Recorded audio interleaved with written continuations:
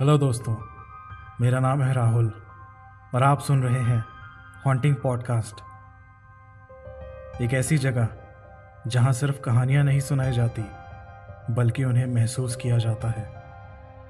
और आज से मैं अपने चैनल पर एक सीरीज शुरू करने जा रहा हूं, द हॉलोवे फाइल्स। ऐसी कहानियां जिनके बारे में कोई बात नहीं करना चाहता, लेकिन वो कहानियां सुनने वाले को ढूंढ ही लेती हैं। तो इस वीडियो को लाइक करें और चैनल को भी सब्सक्राइब करें ताकि कोई भी कहानी आपसे मिस ना हो। तो चलिए फिर शुरू करते हैं। कहते हैं कुछ कहानियाँ सिर्फ सुनने के लिए नहीं होती, उन्हें महसूस करना पड़ता है। कभी कभी उन्हें जीना पड़ता है। मैं हूँ टॉम, बाय प्रोफेशन एक लाइब्रेरियन, लेकिन मेरी दुनिया सिर्फ किताबों तक सीमित नहीं है। मुझे उन कहानियों की तलाश रहती है जो कहीं दर्ज नहीं होती। कोई उनको रिपोर्ट नहीं करता, और जिनके साथ ये कहानियाँ जुड़ी हैं वो या तो अब उस दुनिया में नहीं है या वो इन घटनाओं को भुला देना चाहते हैं। लेकिन ये कहानियाँ खुद को जिंदा रखती हैं किसी नए शिकार के साथ। हॉलोवे मेरा छोटा सा टाउन, शांत, पुराना और बाहर से एकदम नॉर्मल। ये शहर जितना शांत दिखता है उतना ही शोर करता है अंदर से। दीवारों के पीछे कुछ है, पेड़ों के नीचे कुछ छुपा है, और रात में कुछ चीज़ें अपना नाम लेती हैं, धीरे धीरे, हल्के आवाज़ में, जैसे उन्हें पता हो कि आप उन्हें सुन रहे हैं।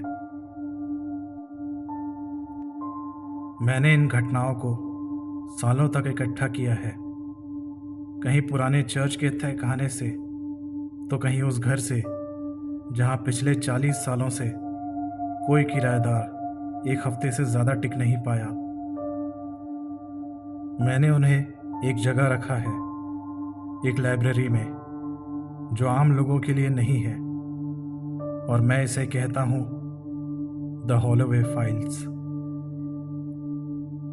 और अब मैं इन्हें आपके सामने खोलने जा रहा हूँ। पर इससे पहले एक वार्निंग। अगर आपको लगता है कि ये बस कहानियां हैं, तो आप बहुत बड़ी भूल कर रहे हैं। इन कहानियों की अपनी आंखें होती है, अपना वजूद, और ये पहचान लेती हैं कौन इन्हें सुन रहा है। तो अगर आप तैयार हैं इस दरवाजे को खोलने के लिए, तो याद रखें, ये एक बार खुला तो शायद कभी बंद ना हो पाए। जेना क्लॉडवेल, उसकी उम्र 34 साल थी। वो हाल ही में एक खराब रिश्ते से बाहर आई थी और जिंदगी से थकी हुई थी।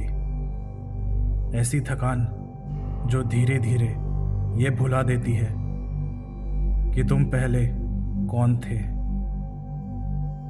10 साल उसने एक ऐसे रिश्ते में बिताए जहां धीरे धीरे वो खुद को खोती चली गई। और उसका मार्केटिंग का जॉब भी कुछ कम नहीं था। हर समय झूठी मुस्कान, हर दिन झूठी वफादारी। वो लोगों को ऐसी चीज़ें बेचने में माहिर थी जिसे शायद वो खुद कभी ना खरीदे। आखिरकार इन सब चीज़ों से परेशान होकर उसने सब छोड़ दिया। अब उसे चाहिए था बस सुकून, थोड़ी शांति, और ऐसी जगह जहां कोई उसका पीछा ना करे, ना अतीत ना लोग। उसे हॉलोवे टाउन पर एक छोटा सा कॉटेज मिला। वो कॉटेज पुराने ज़माने का था, लेकिन बहुत शांत लग रहा था। चारों तरफ बड़े बड़े पेड़ थे जिनकी छांव में वो घर जैसे छुपा बैठा हो।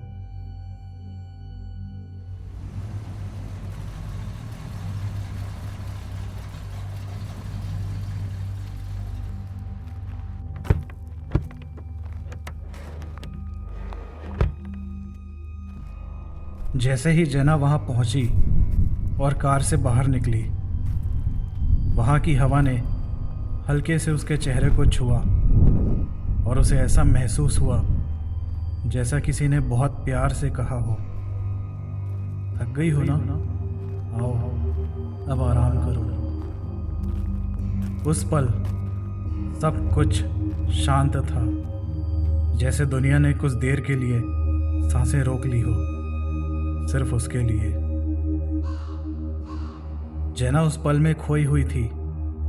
तभी real estate agent Mrs Elder की आवाज ने उसका ध्यान खींचा। सन 1800 के दशक में बना है। समय की कसौटी पर यह घर खरा उतरा है। फिर वो रुकी, जैसे कुछ कहने से पहले सोच रही हो। लेकिन इस घर का अपना इतिहास है। कुछ कहते हैं यहाँ समय अब भी ठहरा हुआ है। मिसेस एल्डर की बात पूरी होने से पहले जना ने उनसे घर के पेपर्स मांगे और बिना कुछ बोले एक हल्की सी नज़रअंदाजी की मुस्कान अपने चेहरे पे लिए पेपर्स पे साइन कर दिए। वो यहाँ शांति के लिए आई थी, ना कि किसी अंधविश्वास के लिए। घर छोटा था, लेकिन जना को पसंद आया। पुरानी दीवारें, लकड़ी की फर्श, कुछ कमरे और एक फायरप्लेस जो देखने से ऐसा लग रहा था जैसे कल ही किसी ने यहाँ आग जलाई हो। लेकिन एक कमरा था जो अजीब सा था। ऊपर का एक बेडरूम। वहाँ की हवा हमेशा ठंडी रहती, सीलन भरी। हीटर भी गर्मी नहीं देता था वहाँ।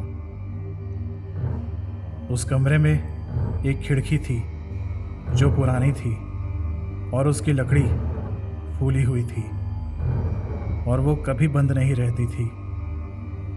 हर सुबह जना को वो खुली हुई मिलती, चाहे वो कितनी भी कसकर बंद की गई हो। आखिरकार जना ने उस कमरे को बंद कर दिया।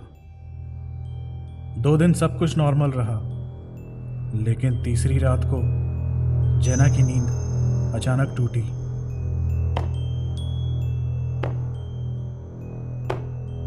उसके बेड के पीछे की दीवार पर किसी ने 3 बार धीरे से दस्तक दी। रात के 3:03 पे। उसे लगा घर की पुरानी दीवारें आवाज कर रही हैं और वो वापस सो गई। फिर चौथी रात एक बार फिर जना की नींद टूटी। उस दस्तक से। इस बार वो दस्तक दीवार से नहीं, बल्कि उसके घर के मेन दरवाजे से आई थी। जना चुपके से सीढ़ियां उतरकर नीचे आई। दरवाजे के पीप होल से बाहर देखी, पर वहां कुछ नहीं था। बाहर वरांडे की लाइट झपकी और फिर बुझ गई। जना ने दरवाजा खोला और एक बेहद ठंडी हवा का झोंका उसके चेहरे पर लगा, जैसे किसी ने सामने से उसके चेहरे पे फूंक मारी हो। बाहर की सड़क खाली थी, ना कोई पैरों के निशान, ना कोई आवाज। बस पेड़ अननेचुरल तरीके से हिल रहे थे।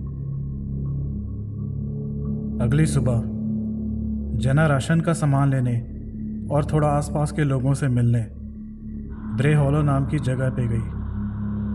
वो जगह जैसे भूतों की बस्ती थी। बस एक पेट्रोल पंप, एक पोस्ट ऑफिस, एक रेस्टोरेंट और एक ग्रोसरी स्टोर। जना पेट्रोल स्टेशन पे अपनी कार में पेट्रोल भर ही रही थी तभी उसने नोटिस किया एक बूढ़ा आदमी दूर से उसे घूर रहा था। आसपास का माहौल भी सुनसान था। तो जेना बिना पूरा पेट्रोल भरे कार स्टार्ट करके वहाँ से चली गई। दोस्तों, ये पॉइंट याद रखिए, आगे की कहानी में इसका इम्पोर्टेंस है। जेना अब ग्रोसरी स्टोर में आ गई। वो धीरे धीरे स्टोर में घूम रही थी। पुरानी लकड़ी की अलमारियां, कम लाइटिंग और दीवारों पर धूल की चादर। वो बस कुछ ज़रूरी सामान ले रही थी। तभी उसने महसूस किया वो पेट्रोल स्टेशन वाला बूढ़ा आदमी वहाँ भी उसे लगातार देख रहा था। एक बूढ़ा आदमी, मुरझाया हुआ चेहरा, गहरी झुर्रियाँ और आंखें जैसे किसी और समय में अटकी हों। जेना ने उसे नज़रअंदाज किया, पर जब वो काउंटर की ओर बढ़ी, वो आदमी चुपके से उसके पास आया और बोला, तुम हॉलोवे के उस पुराने कॉटेज में रहती हो ना? जेना ने डरते हुए सिर हिलाया। वो आदमी उसके करीब आया और धीरे से बोला, तीसरी दस्तक के बाद दरवाज़ा मत खोलना। जेना ने घबराकर पूछा, इसका क्या मतलब? वो बूढ़ा आदमी थोड़ा रुका। उसकी आंखें धुंधली हो चुकी थी, जैसे वो कुछ देख रही हो जो बाकी नहीं देख सकते थे। 1958 में वो मेरे भाई को ले गया। उसने दरवाज़ा खोल दिया था। इससे पहले जेना कुछ बोल पाती, वो बूढ़ा आदमी वहाँ से ऐसा चला गया जैसे उसने कुछ कहा ही ना हो। उस रात जब जेना घर के आईने के पास से गुजरी तो अचानक उसका दिल एक सेकंड को थम सा गया।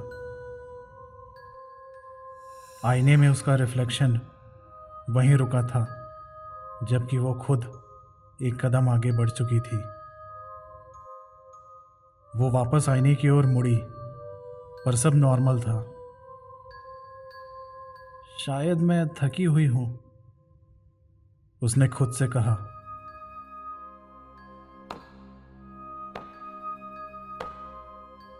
उस रात भी जेना की नींद 3 दस्तक से टूटी, लेकिन इस बार वो दस्तक घर के मेन डोर से आई थी। जेना घबराकर दरवाजे तक गई और उसने जो देखा वो किसी के भी होश उड़ा देता। दरवाजे के अंदर की तरफ खरोंच के निशान थे, किसी जानवर या किसी चीज़ के नहीं, बल्कि किसी इंसानी नाखूनों से खरोंचने के निशान। और नीचे कांपती हुई लिखावट में लिखा था, तूने मुझे पहली बार में सुन लिया था। अब जेना को थोड़ा थोड़ा यकीन होने लगा था, कुछ तो था वहाँ। उसने पुराने घर के डॉक्यूमेंट्स और पिछले ओनर के बारे में सर्च करना चालू किया।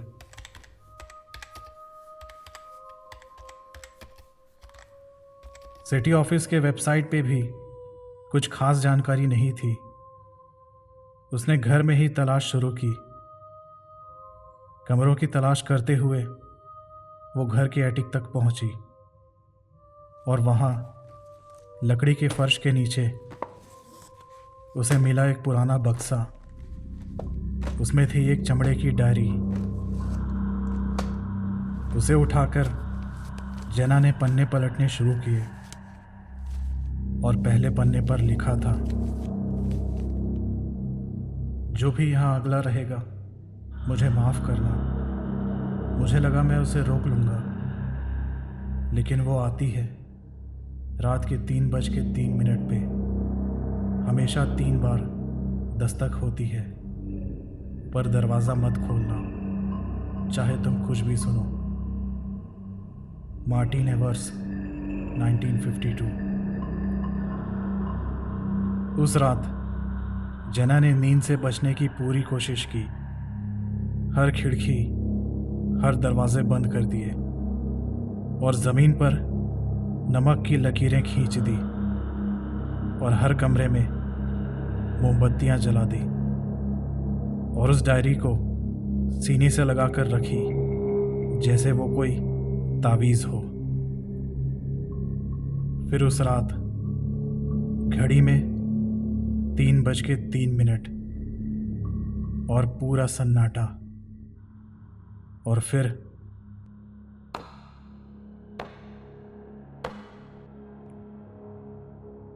पर आवाज इस बार उस बंद बेडरूम से आई थी। एक नन्ही मासूम सी आवाज, जैसे किसी बच्ची की हो। मुझे अंदर आने दो ना जना। जना चुपके से किचन में गई और कांपते हुए हाथों से एक चाकू उठाया और धीरे धीरे वो सीढ़ियां चढ़ने लगी। फिर उसने उस कमरे का दरवाज़ा खोला और देखा कमरे में रखा वो पुराना आईना।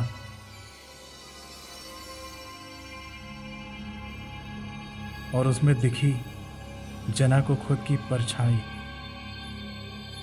पर वो परछाई मुस्कुरा रही थी, लेकिन जना नहीं। फिर आईने वाली परछाई ने पलकें झपकाई, लेकिन जना ने नहीं। जना वही खड़ी रही, लेकिन आईने में उसकी परछाई हिलने लगी। अगली सुबह जना ने पुलिस बुलाई। उन्होंने पूरा घर छान मारा, पर घर में सब कुछ नॉर्मल था। न दरवाजे पे खरोंच, न डायरी, लेकिन वो पुराना आईना, वो अब भी वहां था। पुलिस वालों ने जना को ऐसे देखा जैसे वो कोई पागल हो, या शायद वो हो चुकी थी, या शायद अब जना वो नहीं थी। पुलिस के जाने के बाद जना ने एक बैग पैक किया उस कॉटेज से चले जाने के लिए, लेकिन बाहर आकर उसने देखा उसके कार में पेट्रोल ही नहीं था। जना पैदल ही निकल गई और पास के ब्रे हॉलो टाउन में एक होटल में कमरा बुक किया। फिर उस रात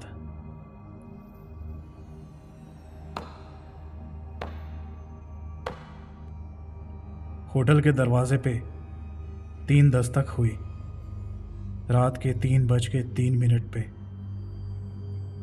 होटल के कमरे के बाहर एक शांत लेकिन जानी पहचानी आवाज आई, तूने दरवाजा खोल दिया था। अगली सुबह जना की कार उस हॉलोवे कॉटेज के बाहर मिली जहां वो रहती थी। कार चालू हालत में थी। ड्राइवर की तरफ का दरवाज़ा खुला हुआ था और चाबी लगी हुई थी। उसका फ़ोन टूटा और बंद आगे की सीट पर पड़ा था, लेकिन जना का कोई सुराग नहीं मिला। लेकिन वो कमरा और उसमें रखा वो आईना, वो अब भी वहाँ था।